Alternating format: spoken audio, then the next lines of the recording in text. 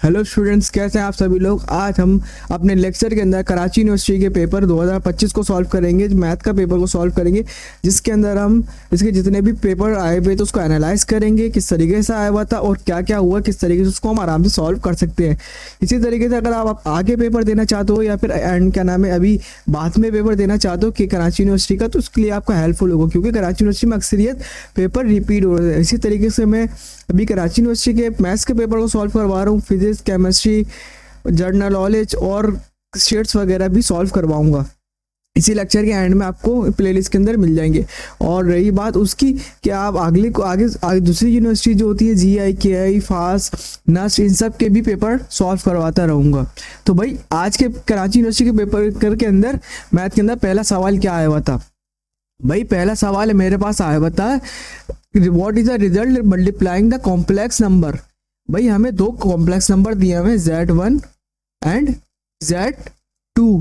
हमसे कहा क्या जा रहा है, इसकी अगर इन दोनों का हम मल्टीप्लाई करवाएंगे तो क्या निकल के आएगा। सही है, इसके अंदर क्या निकल के आएगा।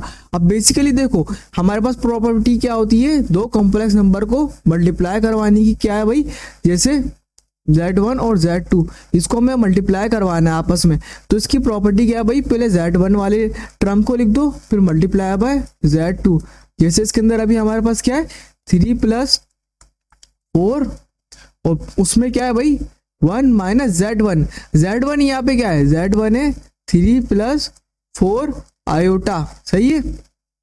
अब ये देखना, पहले इसको हम सिंप्लीफाई कर देते, इस वाली टर्म को थोड़ा सा सिंप्लीफाई कर देते, उसके बाद देख इसमें मल्टीप्लाई मैं पहले सिंप्लीफाई कर देता हूँ। Z1 dot Z2 equal to 3 + 4 iota dot, भाई ये देखो ये माइनस इधर बाहर है, इधर जाएगा अंदर, इधर भी माइनस का हो जाएगा, इधर भी माइनस का हो जाएगा, तो मेरे पास आंसर क्या बचेगा 1 - 3 - 4 आयोटा।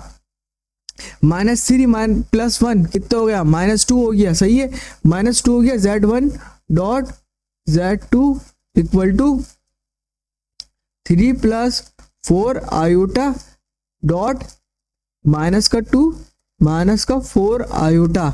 भाई रियल नंबर से कटेगा और इमेजिनरी नंबर इमेजिनरी से कटेगा, तो 1 हमारे पास क्या था, रियल था, तो इसका रियल से ही सब्ट्रैक्ट हो गया। अब देखो अब हमें यहाँ पे करना क्या है, अब हमें यहाँ पे करना है इन दोनों को मल्टीप्लाई। तो मल्टीप्लाई की रूल क्या है भाई, मल्टीप्लाई का बेसिक वाला रूल इस्तेमाल करेंगे। 3 इससे भी मल्टीप्लाई होगा, 3 इससे भी मल्टीप्लाई होगा। सही है, 4 इससे भी मल्टीप्लाई होगा, 4 इससे भी मल्टीप्लाई होगा। सही है, तो भाई अब हम इसमें मल्टीप्लाई का रूल लगाते हैं। Z1 dot Z2 equal to, भाई 3 × 2 = 6, माइनस का 6 आ गया, फिर आ गया 3 × 4 = 12, माइनस का 12 आयोटा आ गया। सही है, उसके बाद हमारे पास क्या है 4 × 2 = 8, माइनस का है तो माइनस का साइन आ जाएगा, 4 × 2 = 8, उसके बाद 4 × 4 = 16 आ गया, और आयोटा क्या आ गया, आयोटा स्क्वायर के।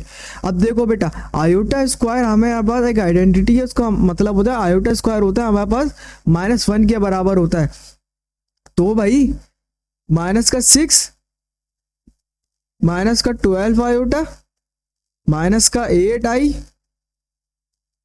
माइनस का 16 फिर -1। अब ये देखो ये माइनस इधर मल्टीप्लाई हो रहा है, जब हमें मालूम है माइनस जब आपस में मल्टीप्लाई होते हैं तो वो क्या बन जाते हैं, पॉजिटिव बन जाते हैं।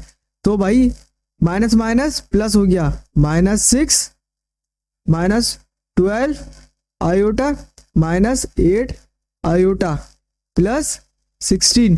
अब इमेजिनरी वालों को इमेजिनरी में ऐड कर देते हैं, और क्या नाम है रियल वालों को रियल में ऐड कर देते हैं।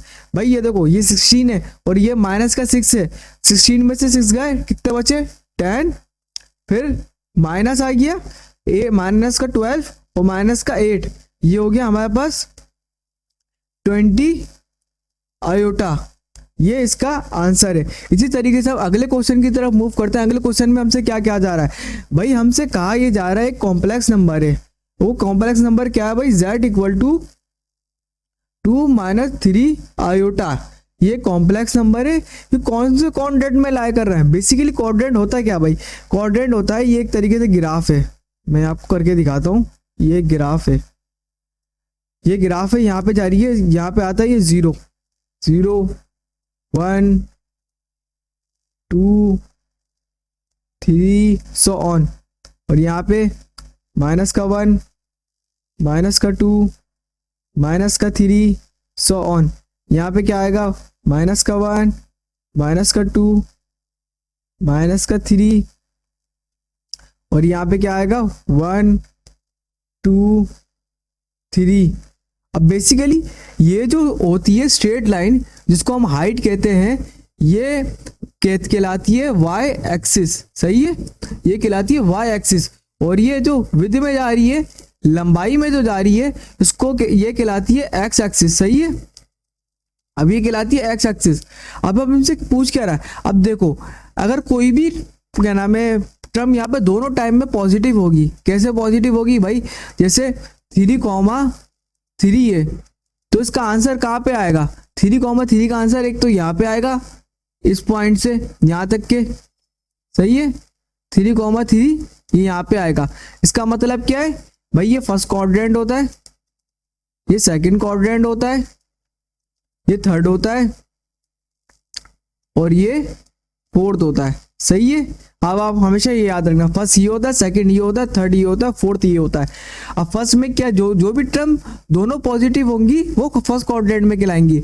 अब सेकंड उसमें क्या कह रहा है भाई, आप खुद देखो यार, आपको खुद ही जहन में आ जाएगा। देखो इसमें क्या एक्स एक्सिस क्या हो रहा है, माइनस पे आ रहा है, मतलब अगर -3,3 वाई एक्सिस क्या अभी भी पॉजिटिव में, अगर वाई एक्सिस और x axis, y axis negative positive में और एक्स एक्सिस नेगेटिव में हो, तो इसका मतलब क्या होता है, ये सेकंड क्वाड्रेंट में लाई कर रहा है। अब इसी तरीके से थर्ड क्वाड्रेंट का देखते हैं भाई, एक्स एक्सिस भी माइनस में और वाई एक्सिस भी माइनस में, जब -3 ये दोनों क्या करेंगी भाई, क्या नाम है, उसमें थर्ड क्वाड्रेंट में लाया करेंगी।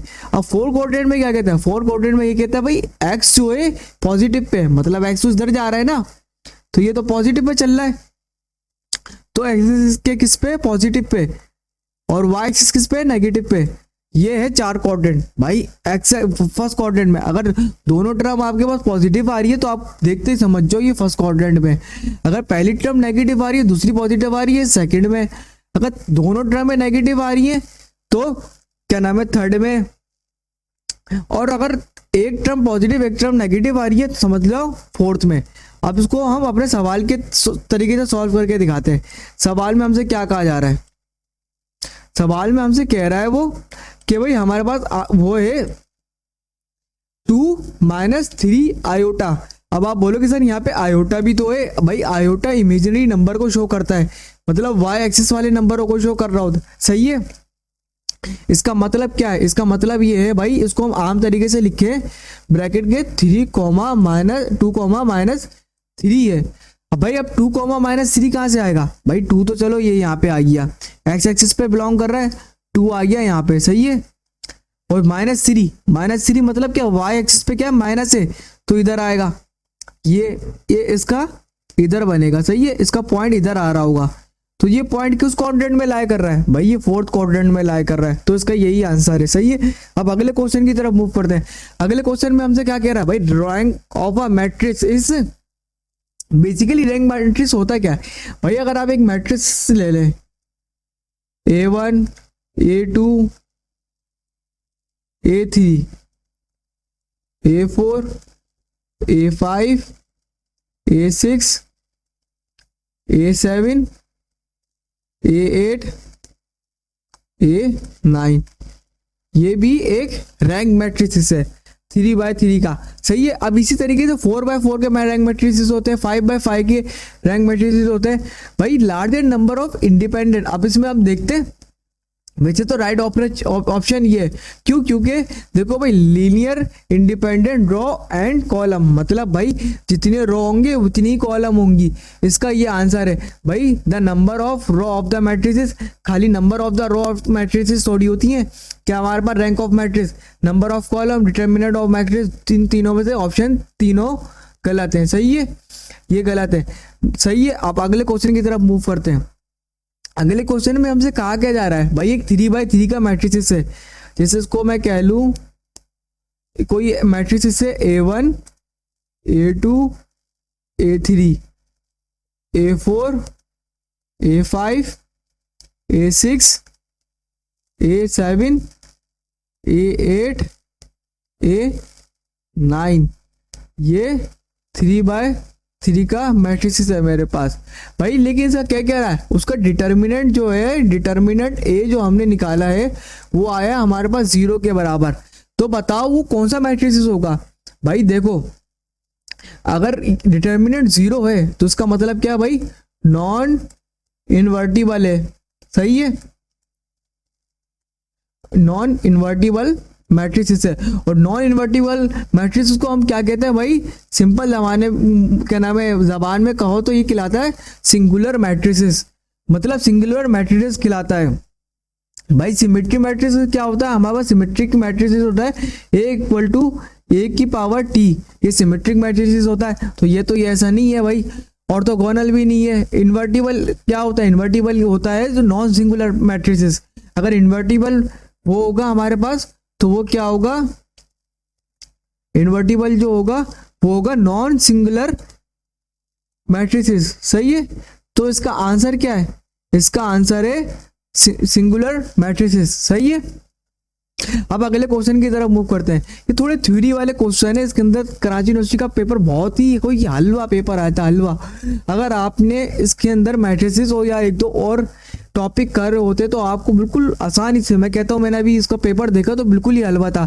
30-40% तो उसके अंदर थ्योरी वाले क्वेश्चन थे, ये सारे थ्योरी वाले क्वेश्चन है। अगर आप इनको एक दफा पढ़ोगे तो आपको समझ में आ जाएंगे होता क्या है भाई। इसमें क्या क्या रहा है, मैट्रिसेस का क्वेश्चन है मेरे पास एक और, A square matrix of A is symmetric। एक भाई एक मैट्रिक्स सिमेट्रिक कब होगा, एक मैट्रिक्स सिमेट्रिक जब क्या कब होगा, और क्या नाम है भाई, सिमेट्रिक का फॉर्मूला क्या होता है भाई, हमारे पास सिमेट्रिक का फॉर्मूला होता है A=A⁻T। ये हमारे पास सिमेट्रिक का फॉर्मूला होता है। ये याद करने वाली चीज है, अगर आप इनको याद करके जाओगे तो पेपर के अंदर आपके मार्क्स ऐसे काउंट करेंगे जैसे बहुत आसान। और आपको पता है 80 का जब पेपर देने जाते हो तो उसके लिए एक एक मार्क्स इतने इंपॉर्टेंट दे होते हैं कि आप सोच भी नहीं सकते। केयू का जो पेपर आया वो बहुत ही हलवा था। सबसे हार्ड जो पेपर आता है पाकिस्तान के अंदर जो मैं देखता हूँ जब तक के, वो नस्ट का पेपर आता है, क्योंकि मैं भी सॉल्व करता हूँ, मैं भी वहीं से पढ़ रहा हूँ भाई। डिटर्मिनेंट ऑफ मैट्रिसेस, भाई इसका डिटर्मिनेंट क्या आएगा, 3x3 का मैट्रिसेस दिया हुआ है, उसका डिटर्मिनेंट निकालना है। अबे भाई अब हमारे को डिटर्मिनेंट निकालना तो आता है ना, डिटर्मिनेंट का किस तरीके से निकालते हैं भाई हम जैसे ये वाली कॉलम पहले चूज कर लेते हैं। सही है, ये रॉ चूज कर लेते हैं। अच्छा ये 1 ये आ गया, 0 ये गया और ये गया। सही है, ये गया और ये गया। अब हमारे पास क्या बचा, 1 4 0 1, यहाँ पे आएगा 1 4 0 1, फिर ये माइनस का आ गया 2। अब 2 को लेते हैं यहाँ से, 2 को लिया, ये गया और ये गया। सही है, हमारे पास बचा क्या, 0 0 4 1। ये माइनस का फॉर्मूले वाला माइनस का 2 माइनस आया। सही है, उसके बाद ये प्लस आ गया, फिर हमारे पास यहाँ पे क्या था, ये 3 था शायद, मैं हटा के चेक कर लेता हूँ। ये हाँ 3 था मेरे पास, ये आ गया हमारे पास 3 और ये 0 1 0 0। अब इसको हम सॉल्व करते हैं भाई। इसको सॉल्व करने का तरीका क्या है भाई, 1 तो ऐसे ही लिख देते हैं बाहर, मल्टीप्लाई हो रहा है, इसको पहले इससे मल्टीप्लाई करवाते हैं, 1 1 जा 1, उसके बाद फॉर्मूले का माइनस आएगा, फिर इसको इससे मल्टीप्लाई करवाएंगे, 4 0 जा 0, फिर माइनस का 2 आ गया फॉर्मूले का, ऐसी 1 0 0 1 0 जा 0, फिर फॉर्मूले का माइनस आया 0 4 0, प्लस 3 आ गया हमारे पास, 0 0 जा 0 माइनस 0 1 जा 0, ये आ गया। अब देखो ये टर्म और ये टर्म और ये टर्म तो पूरी 0 हो गई। हमारे पास बचा क्या, 1 1 को मल्टीप्लाई करवाएंगे अंदर से तो हमारे पास क्या आंसर आएगा, 1 1 जा 1। इसका आंसर क्या है भाई, ए आंसर है इसका। सिंपल क्वेश्चन था, बहुत ही कोई सिंपल। वैसे अगर आप इसको शॉर्ट तरीके से करना चाहे भाई, यहाँ देखो 1 आ रहा है, 1 आ रहा है, 1 आ रहा है, तीनों तरफ जब 1 आ रहा है तो इसका आंसर क्या आएगा, 1 आएगा। सही है, ये इसका 80 का शॉर्टकट फॉर्म था।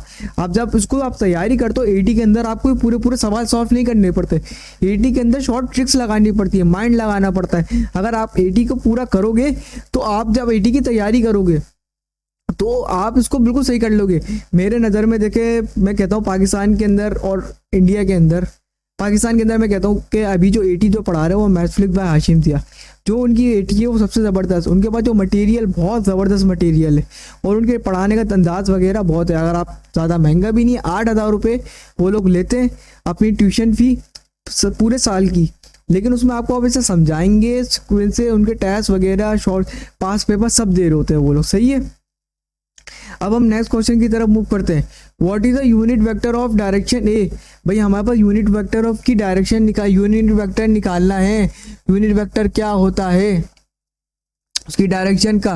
भाई हमारे पास फॉर्मूला क्या होता है, unit vector in a direction of A, हमारे पास फॉर्मूला होता है A vector divide by A vector का मैग्नीट्यूड।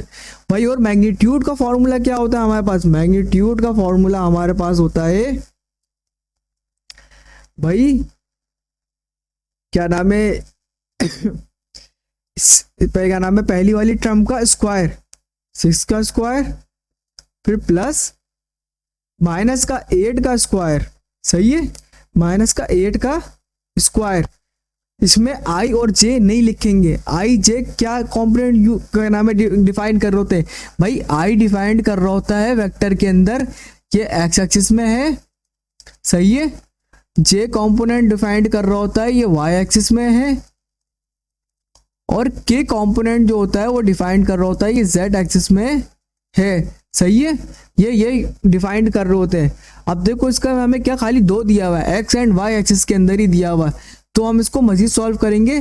भाई हमारे पास 6 का स्क्वायर क्या होता है, 36 होता है, और हमारे पास माइनस 8 का स्क्वायर क्या होता है। भाई पहली बात तो ये स्क्वायर अपने माइनस को हटा देता है, और 8 का स्क्वायर मेरे पास क्या होता है 64। जब इन दोनों को आप ऐड करोगे हमारे पास क्या आएगा, √100। और हमें √100 पता है किसका रूट होता है भाई, tan का रूट।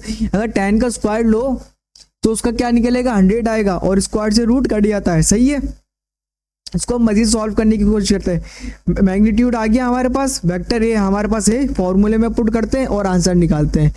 U इक्वल टू ए क्या नाम है, 6 आयोटा माइनस का 8 जे डिवाइड बाय 10।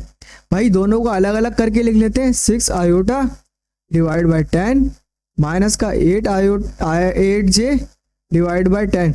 मजीद सिंपल सिंप्लीफिकेशन करते हैं, 2 3 जा 6, 2 5 जा 10, 4 जा 8, 5 जा 10। 2 के टेबल से दोनों को काटा है, 3 divide by 5 iota minus 4 divide by 5 जे।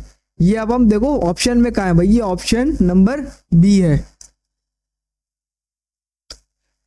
तो भाई हमसे पूछ क्या रहा है इस सवाल के अंदर, इस सवाल में हमसे पूछ रहा है first of n natural number s n is.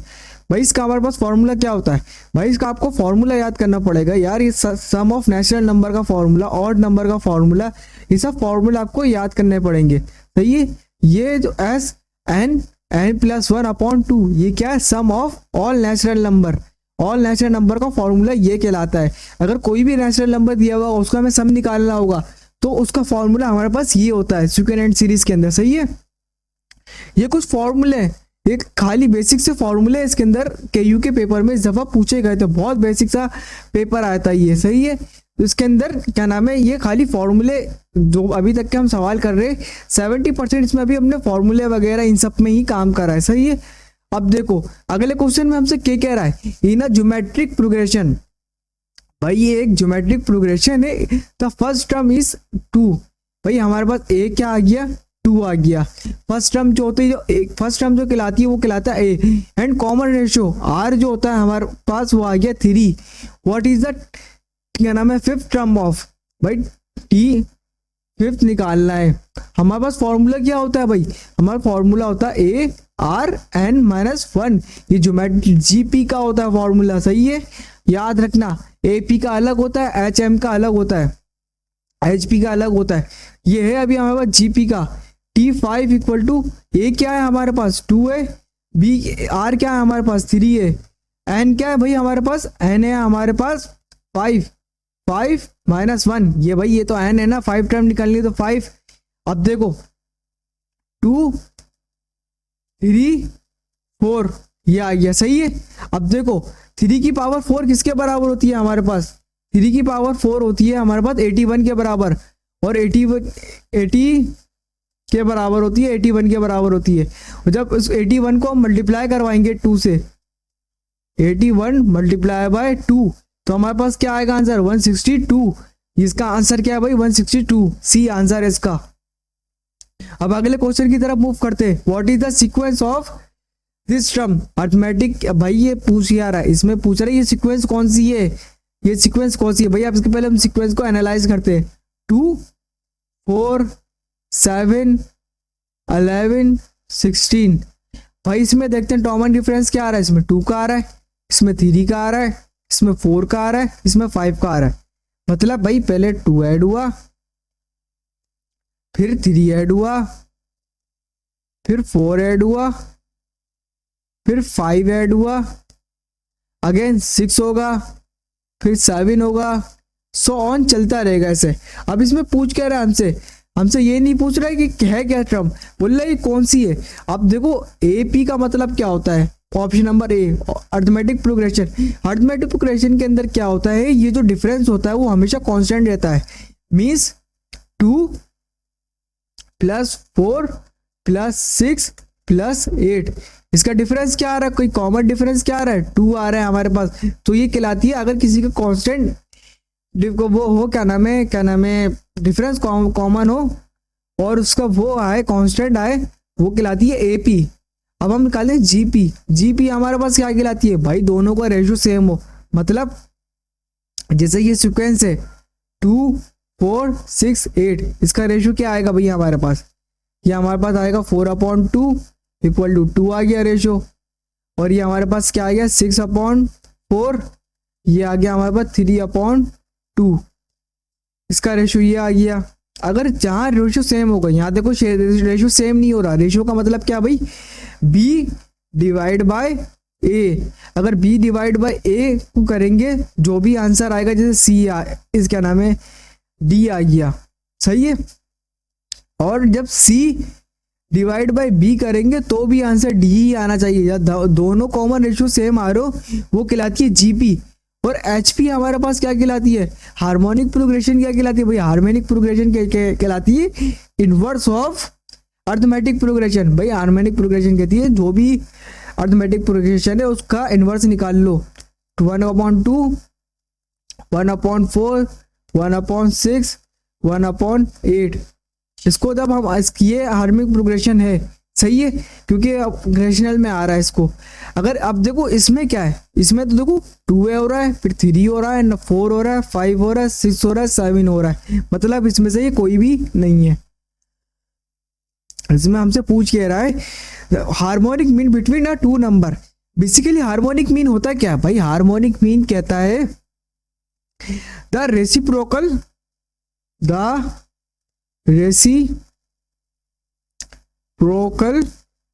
Of arithmetic mean.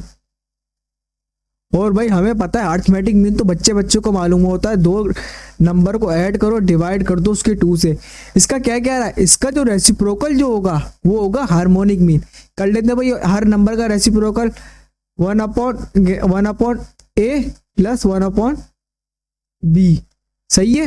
इन दोनों का रेसिप्रोकल हो गया ऊपर वालों का। अब नीचे वाले का कर लेते हैं 1/2, ये देखो इधर डिवाइड हो रहा है, ऊपर जाएगा तो मल्टीप्लाई हो जाएगा 2/1/a + 1/b। इन दोनों का एलसीएम ले लेते हैं नीचे वाले टर्म का।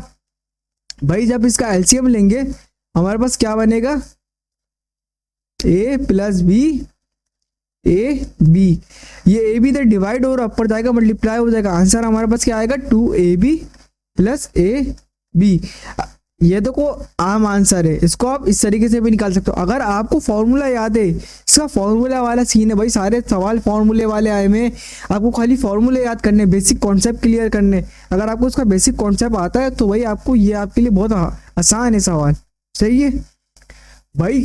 क्वेश्चन नंबर 12 में हमसे क्या आ रहा है, इसमें हमसे कह रहा है 3 डिजिट नंबर। भाई एक नंबर है 3 डिजिट का, मतलब 1 2 3 हो सकता है, 3 4 5 3 हो सकता है, 4 2 1 हो सकता है, 2 3 5 हो सकता है। ये नंबर है, सही है, 3 डिजिट का नंबर है। अब इसको हमें फॉर्मेट करना है, हमें अब कितने डिजिट है भाई, टोटल 5 डिजिट है, और हमारे पास रिपीट अलाउ नहीं है। भाई पहले केस के अंदर क्या होगा भाई, हमारे पूरे 5 डिजिट होंगे, सही है। फर्स्ट केस के अंदर हमारे पास क्या होगा 5 डिजिट होंगे, सही है। सेकंड केस के अंदर हमारे पास क्या होगा, उससे एक कम हो जाएगा, मतलब 5 डिजिट की जगह क्या हो जाएंगे हमारे पास 4 डिजिट हो जाएंगे। और थर्ड केस में क्या होगा, हमारे पास 3 डिजिट हो जाएंगे। जब इन तीनों को हम मल्टीप्लाई करेंगे, 5 मल्टीप्लाई बाय 4 मल्टीप्लाई बाय 3, 5 4 जा 20, सही है, और 23 जा 60, ये इसका आंसर है, राइट ऑप्शन। बेसिक सा सवाल था, बिल्कुल ही बेसिक सा। एक डाइस है, उसको रोल करा गया भाई, एक डाइस को एक दफा फेंका गया, प्रोबेबिलिटी ऑफ ग्रेटर देन 4। भाई उसमें हमें बताना, ये एक डाइस है, उसको फेंका गया है, प्रोबेबिलिटी क्या, कितने चांस है कि 4 से बड़ा नंबर आए। 4 से बड़े नंबर क्या क्या है भाई डाइस के अंदर, 5 और 6। एक डाइस के अंदर क्या क्या होता है, 1 2 3 4 5 एंड 6, ये सारे नंबर होते हैं डाइस के अंदर, सही है। 4 से बड़े वाले क्या है, 5 और 6, ये दोनों नंबर के भाई प्रोबेबिलिटी ऑफ डाइस क्या होती है, 6 होती है, और इसके क्या है 2 है, 2 बड़े है ना, तो इसको ये इसका आंसर आ गया, सही है। इसको थोड़ा सिंप्लीफाई कर ले, 2 1 जा 2 2 3 जा 6, 1/3 इसका आंसर है, right, C is the right option. बहुत ही कोई हलवा वाले सवाल पूछते, 1 डाइस का, ये तो सवाल कहीं सी यूनिवर्सिटी में आता ही नहीं है, सिंगल डाइस वाला, कम से कम 2 डाइस हो 3 डाइस हो तो वाले सवाल आ रहते हैं। केयू का पेपर बहुत ही कोई हलवा आया था इस दफा। भाई हमसे पूछ क्या रहा है भाई, बायनोमियल एक्सप्रेशन है, ये एक बायनोमियल एक्सप्रेशन है, एक्सपेंशन है, कंटेन हाउ मेनी टर्म्स, इसमें कितनी टर्म होंगी।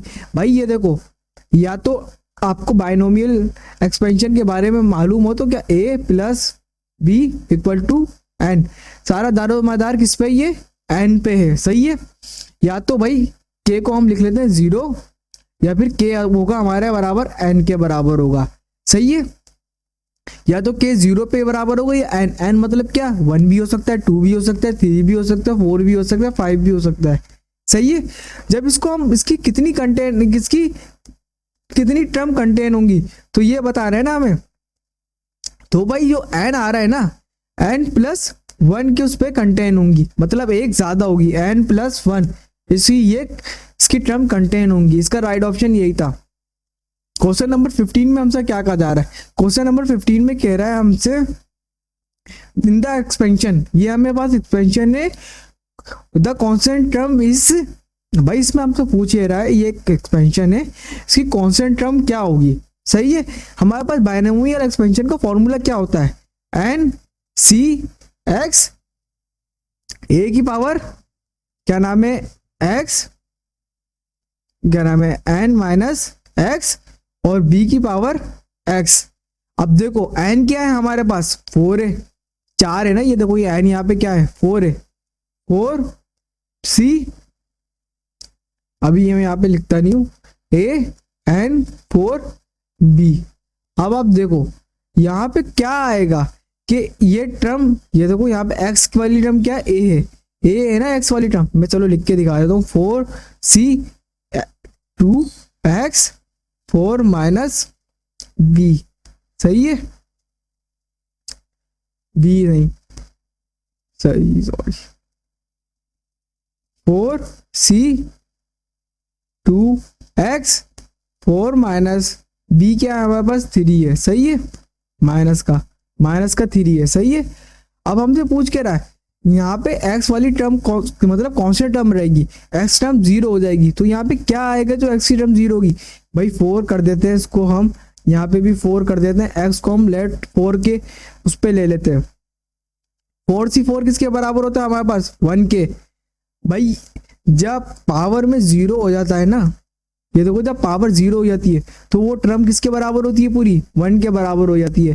भाई 3 की पावर -3 की पावर 4, देखो पावर क्या है इवन है, तो माइनस का साइन हट जाएगा, हमारे पास आंसर क्या आएगा 81। 3 की पावर 4 का आंसर होता है हमारे पास 81, जिसको जब हम मजीद सॉल्व करेंगे तो 1.1.81 आंसर क्या आएगा हमारे पास 81 आएगा। सही है, इसका राइट ऑप्शन क्या है भाई, हमारे पास राइट ऑप्शन क्या है इसका ए।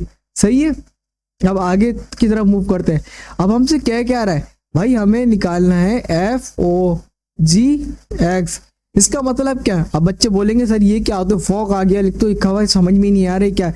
इसका मतलब है FGX, उसके बाद इसका आंसर बताओ क्या है। सही है, और हमें एक्स की टर्म दी हुई है, जी की टर्म दी, एफ एक्स की टर्म दी हुई है, जी एक्स की टर्म दी हुई है। इसका बोलोगे सर कि एफ एक्स के अंदर जी एक्स कैसा है, मतलब भाई जहाँ एफ एक्स की एक्स की वैल्यू आ रही है एफ के अंदर, इसके अंदर जहाँ एक्स की वैल्यू आ रही है वहां हम डाल देंगे जी एक्स की value, means F G X X equal to यहाँ पे क्या है 2 एक्स की, यहाँ पे हम क्या डालेंगे जी एक्स की वैल्यू, जी एक्स की वैल्यू क्या भाई एक्स स्क्वायर प्लस 1, कॉन्स्टेंट में नहीं डालेंगे, खाली जो वेरिएबल होगा उसमें डालेंगे। सही है, ये आंसर क्या भाई, इसका आंसर क्या आ रहा है ए। सही है, अब आगे मूव करते हैं। The function is bijective is, अब भाई देखो तो बाइजेक्टिव की डेफिनेशन हमारे पास क्या है, बाइजेक्टिव की हमारे पास डेफिनेशन है bijective equal to injective plus surjective. अगर बाइजेक्टिव के ये अगर बाइजेक्टिव की बेसिक क्या नाम है वो है फॉर्मूला ये, अब इंजेक्टिव भी होगा और सब्जेक्टिव भी होगा तो वो बाइजेक्टिव होगा। अब बेसिकली इंजेक्टिव होता क्या है भाई, इंजेक्टिव होता है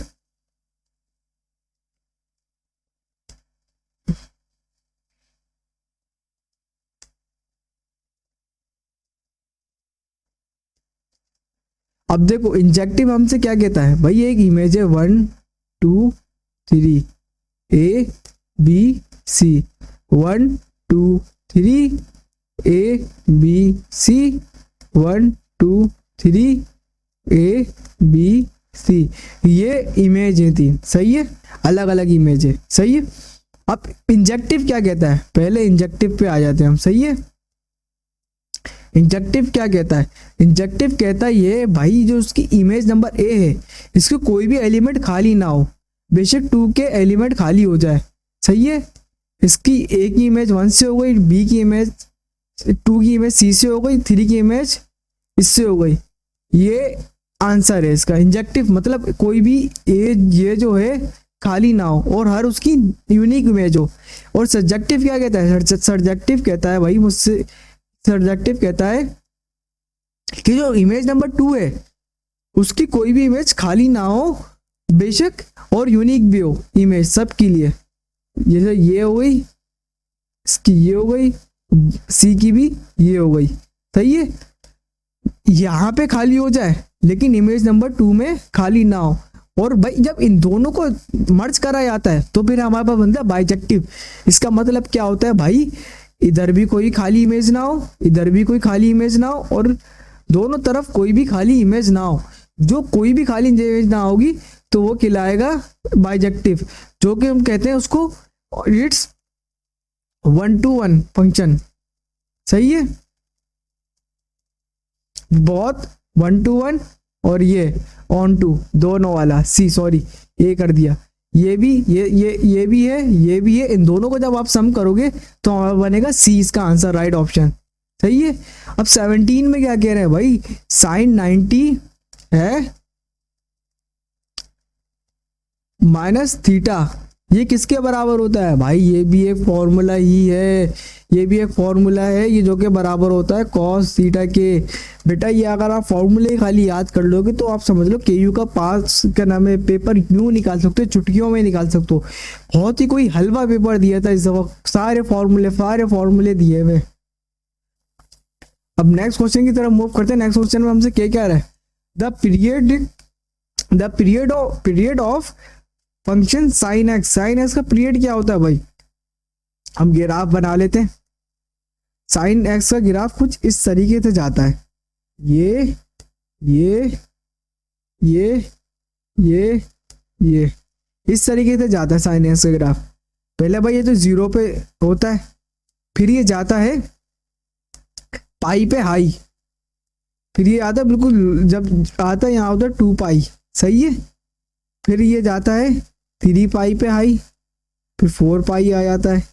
मतलब जो वन रोटेशन जो दे रहा है, वन रोटेशन जो पूरी कंप्लीट कर रहा है ना, ये 2 पाई में कर रहा है, इसका ये क्या कहलाएगा, पीरियड कहलाएगा। तो इसका ये राइट ऑप्शन ये है।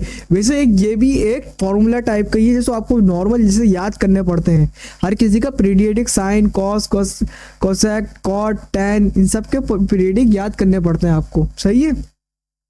अब नेक्स्ट क्वेश्चन और लास्ट क्वेश्चन में हमसे क्या रहा है भाई, the value of sine minus का एक्स, कॉस माइनस का एक्स, इसका आंसर क्या है भाई। हमेशा याद रखना जिंदगी भर, साइन जो होता है वो हमारे पास होता है ऑड फंक्शन, और कॉस जो होता है हमारे पास वो होता है इवन फंक्शन, सही है।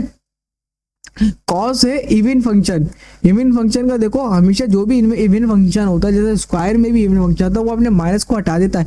इसी तरीके से इसके अंदर भी यही सीन है, कॉस अपने माइनस को हटा देता है, और साइन जो होता है, अगर आपके पास साइन ऐसा आएगा, साइन अपने माइनस को बाहर कर देता है, सही है।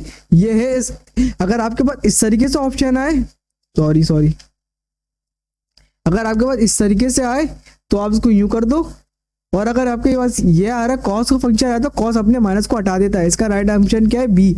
इसी तरीके से आज का हम यहाँ पे लेक्चर खत्म करते हैं। अगले लेक्चर के अंदर हम स्टेट्स का पेपर को सॉल्व करेंगे, उससे अगले लेक्चर के अंदर हम जीके का पेपर सॉल्व करेंगे, फिर फिजिक्स आगे कंटिन्यू करते रहेंगे। इसी तरीके से नेट 1 का भी पेपर आ रहा है हमारे पास, उसको भी हम सॉल्व करने की कोशिश करेंगे। उससे पहले उसके अंदर जो हमारे पास मेरे पास जो बच्चों के क्या नाम है मैसेज आते रहेंगे, जो नेट 1 के अंदर तैयारियां कर रहे हैं और जो पेपर दे रहे हैं, उनके जो पास पेपर आते जाएंगे उसी तरीके से हम सॉल्व करते जाएंगे, जिससे अगर आपको नेट 4 तक के सिलसिला चलता है। नेट 1 जो हमारा होता है दिसंबर के एंड, नवंबर की एंड में और दिसंबर की स्टार्ट में हो जाता है, और क्या नाम है नेट 2 फरवरी में होता है, नेट 3 हमारे पास मई में होता है, और नेट 4 हमारे पास होता है जून या जुलाई के अंदर। आपके पास नेट 4 अगर आप नेट 1 2 3 के पेपर भी कर ले तो ना नेट के, तो आपके वो अच्छा खासी निकल जाता है। इसी तरीके से यूएटी 5 में हो रहा है अभी, उसकी भी आप तैयारी कर सकते हो, सही है। आज का हम लेक्चर यहीं पे फिनिश करते हैं। ओके बेटा।